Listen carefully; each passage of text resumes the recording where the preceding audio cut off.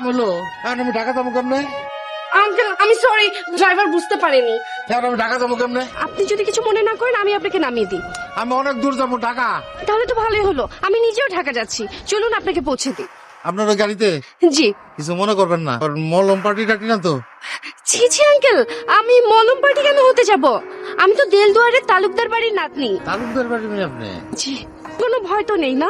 যাওয়ার আগে আপনার এই ড্রেসটা চেঞ্জ করে দিব, একটা দোকানে যেয়ে আরেকটা নতুন ড্রেস কিনে তারপর আপনাকে চেঞ্জ করে দিব, প্লিজ আঙ্কেল। আর ঢাকা কোথায় যাবেন আঙ্কেল? ঢাকা ভার্সিটিতে যাও। ওখানে কেউ আছে? আমার ছেলে তো এখানে পড়ে। তাই নাকি? তা কত ব্যাচ, কোন ডিপার্টমেন্টে? তো কিছু তো আমি বলতে পারবো না মা। আমিও ঢাকা ইউনিভার্সিটিতে পড়ি আঙ্কেল, তাই জানতে চাইলাম। আপনি মনে হয় সব জানেন না। জেলা কি নাম আপনার ছেলে? জাকি।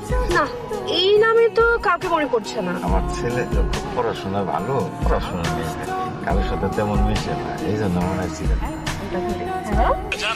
এই তো চলে এসেছি। আচ্ছা শোনো, আজকে আসার সময় একটা আঙ্কেলের গায়ে পানি ছিটিয়ে ভিজিয়ে দিয়েছি, তাকে সাথে করে নিয়েই ঢাকায় ফিরছি।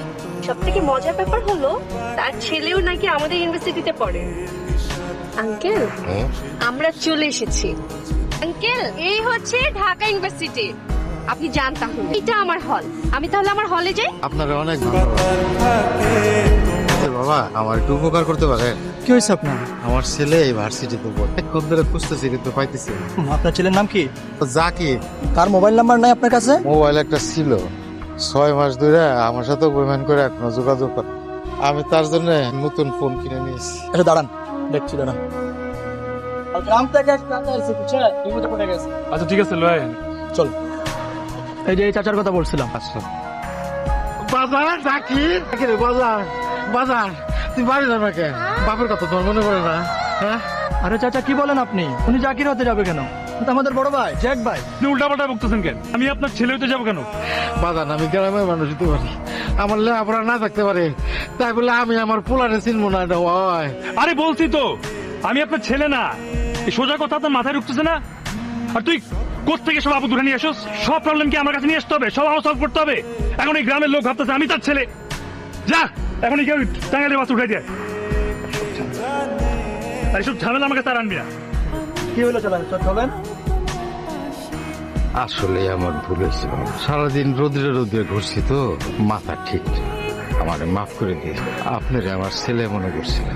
তো একটা কথা বল, আমার জাকিরে যদি খুঁজে পান তাহলে কোয়েন তার উপর আমার কোনো রাগ নেই। আমার তো একটাই ছেলে, তার উপর আমি কি রাগ করে থাকতে পারি বল? তুমি কখন আসলে? যখন তুমি তোমার বাবাকে চিনতে পারছিলে না, যখন তুমি ভুলে গিয়েছিলে যে তোমার নাম জাকির হোসেন মৃধা, তখন। কি বলো এইসব তুমি? আমি কি বলি এসব? তুমি এতদিন কি বলেছো এইসব? তোমার বাবা মা অ্যাব্রোডে থাকে, তুমি তোমার দাদুর ইচ্ছায় বাংলাদেশে পড়াশোনা করতে এসেছো, এটা বলনি তুমি?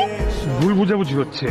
ওই লোকটা, ওই লোকটা তোমার বাবা, তার একমাত্র সম্বল বলতে তুমিই ছিলে।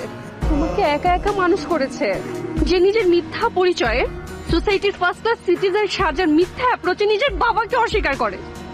এই লোকটাকে আজকে প্রথম দেখলাম, আগে কোনোদিন দেখি নাই। ওহ, তাই না? তাহলে তুমি কি করে জানলে যে উনার বাড়ি টাঙ্গাইলে?